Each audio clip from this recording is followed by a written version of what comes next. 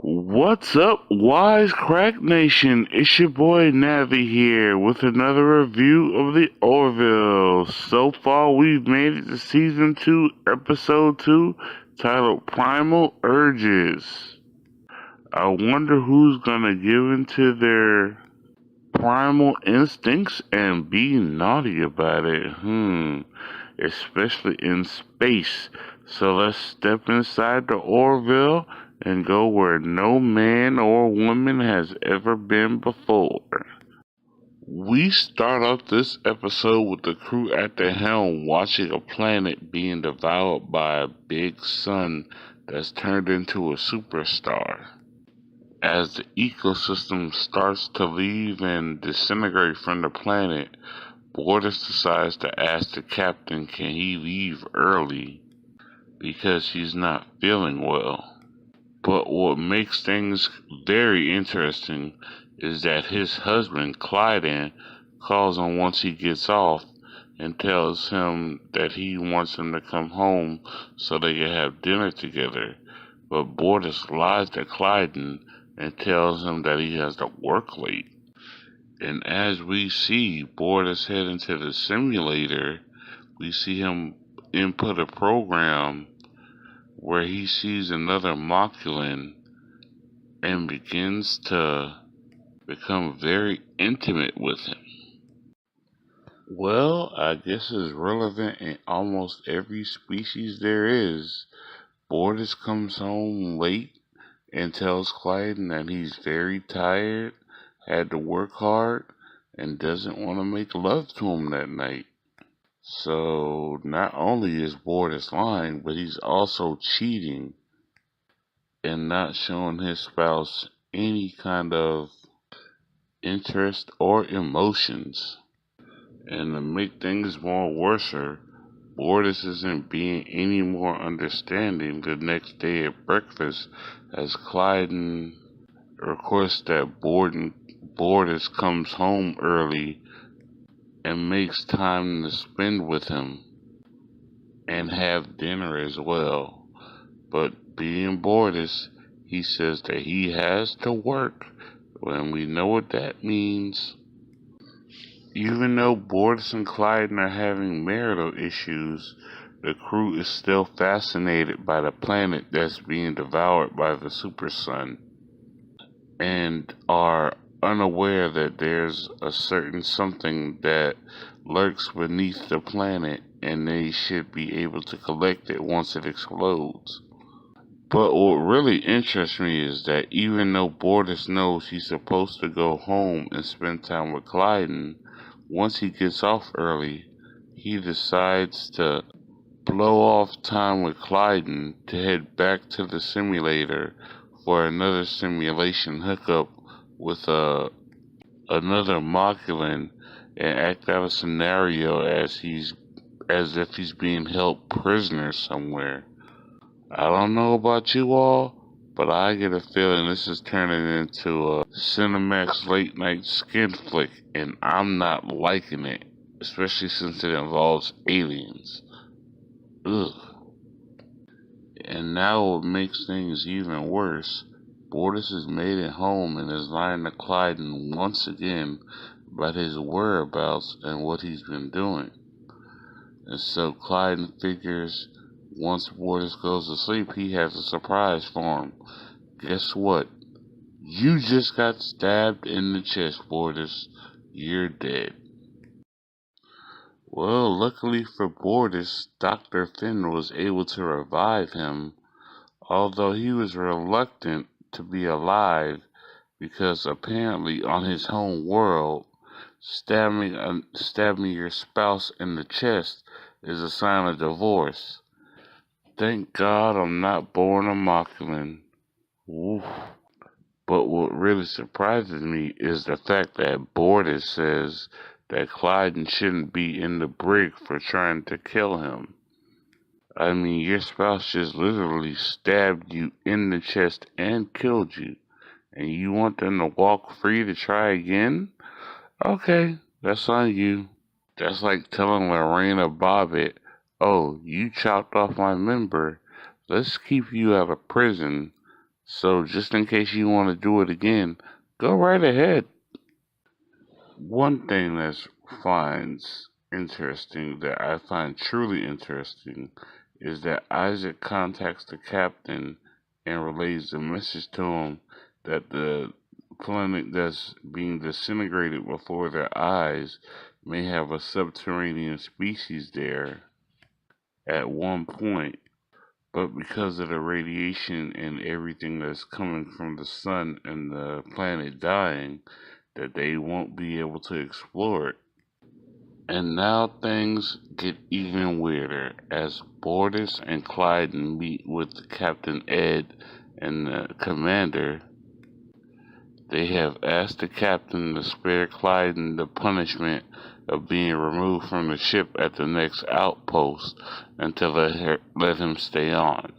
So the captain has come up with a compromise. In order for Clyde to stay, two things must happen. Clyde will never ever make another attempt at anyone's life, and that both Clyde and Borders attend couples counseling with Dr. Finn, or as I like to call her, Dr. Finlisha Richard, or the female Dr. Phil. But there's still one problem. Even though they have couples counseling, Borders still sneaks away to go to the simulator. What shocks me the most about this show, well, not just this show, but this episode in general, is that how many times we see Borders half naked with other male aliens. I swear I've never seen this much intimacy on a Fox network show. Fox, what are you doing at late night? Because now Borders is going to another member of the crew that's an engineer and asking him to get in contact with one of his friends that issues out pornographic holograms. Oh God, it just went from a good episode to a Doctor Who meets Cinemax episode after midnight. I just hope we don't see Captain Jack Harkness in this episode. Oh God. While Boris is trying to get his sexual needs taken care of, the rest of the crew discover that there is life underneath the planet and that they're on the verge of dying if they don't get rescued anytime soon. Although the civilization knew that their planet was to be destroyed at one point, they never had any way of leaving because most planets in the universe don't know about the existence of life on other planets. And once the crew becomes in contact with them, they decide to send down a rescue party to rescue the entire colony of the 75 residents that are left on the planet. After Borders meets with the lieutenant engineer later on in the ship, he receives the holographic pornographic simulator that he wanted and immediately goes back to cheating, but not with just one holographic alien, but a group of them, which makes it even more weirder. Well, just like any good cheating spouse, Borders has been busted and Clyde is not happy. Well, it seems that we have a reason to go back to Dr. Finn as to understand why Borders has a porn addiction.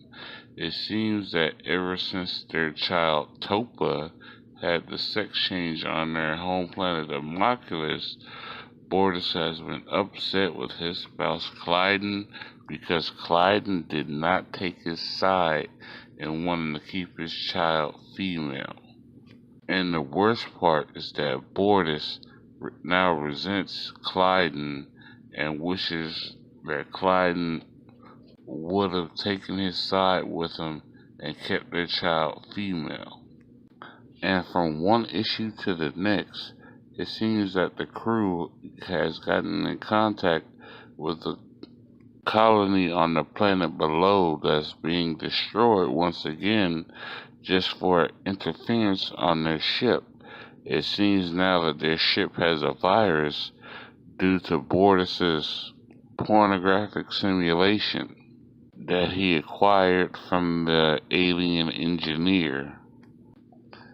Later we find out from Dr. Finn and Lieutenant Commander John that there's good news and bad news about going to rescue the colony on the dying planet below. The good news, they restructured a small ship to go to the planet below and pick up some of the colony members. The bad news is there's only 2 people on the ship that can withstand the radiation, and that's Isaac and Bortus. At which point, the captain reinstates Bortus and puts him back on active duty. We've come to an impending situation. Even though Bortus and Isaac have finally made it to the planet below in order to rescue the 75 members of the colony, there's a problem. The planet's destruction has begun to increase and accelerate. So instead of them having time to rescue 75 people, they only have enough time to rescue one group of 30 individuals. That's just heartbreaking. But what makes things worse is that Bortus's virus program infects the ship so badly that Isaac's antivirus doesn't work and begins to make things even more awkward as they try to go to the simulator to fix things just for John and Dan to be groped and felt up by Maculan simulations telling them they want to give them pleasure. Oh, aliens and simulations. This is very weird and very new territory. Unfortunately for the colony, they're only able to let 30 members go and be saved and rescued by Bortus and Isaac, but the rest of the 45 have to stay behind on the planets to blow. That's kinda dark for Fox. Once boarding the colony members upon the escape ship, Bortus sees and realizes the importance of family and love, as he realizes that his family with Topa and Clyden are more important to him than he realizes. But as the escape ship returns to the Orville, there's an even bigger issue. Bortus's virus has destroyed most of the programs on the ship, and Isaac must race down to go ahead and repair it at the simulation deck. Luckily for the crew, Isaac and Bortus have made it back to the ship A-OK, so Isaac hurries down to the simulation in order to repair the necessary problem with the virus in order to save everyone on the ship. Later, the captain decides to have a talk with Bortus in the sickbay about his actions and the consequences of his actions, in which Bortus decides to resign, but the captain refuses his resignation. He feels that Bortus has learned his lesson and has come out a better person for not only learning his lesson, but rescuing the people of that colony as well. But the one thing that really makes me feel better is the fact that Bortus finally decides to talk to Clyden about his feelings and what should happen for the future, as Bortus and Clyden make up and decide to work things out for the better. Who knew, even though they're other species, they argue just like us. That's kind of a relief to know. But for right now, that ends this episode. So I want to thank you all for being here with this review with me. And I honestly want to say, Happy New Year, people. Remember this, everyone. Be wise, crack hard, and thank you for stopping by. Oh yeah, do me a favor. Don't forget to like, share, and subscribe to our channel.